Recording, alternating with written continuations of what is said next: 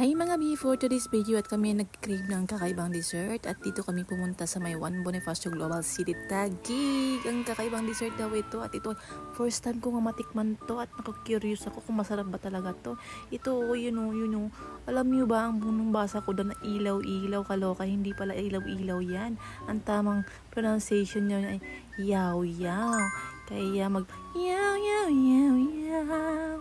Yaw, yaw, yaw, yaw, yaw. Yan. Ayat na nga, pipili na tayo. At pipili tayo ng mga flavors. Ay, mukhang masarap nga ito. At marami silang flavor. Ayan, Ayan, meron silang strawberry, pistachio, chocolate.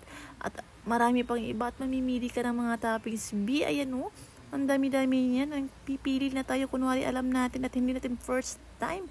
Ayan, meron tayong mga Oreo. Ano ba yan? Mga nuts, may mga paprutas pa sila, mango, watermelon, at may chocolate toppings pa, at syempre, at ito ang pili ko ay pistachio, at ito ang pinaka-paborito ko sa lahat, at meron pang Oreo at nuts, walnuts yata, yan, kaon na tabi!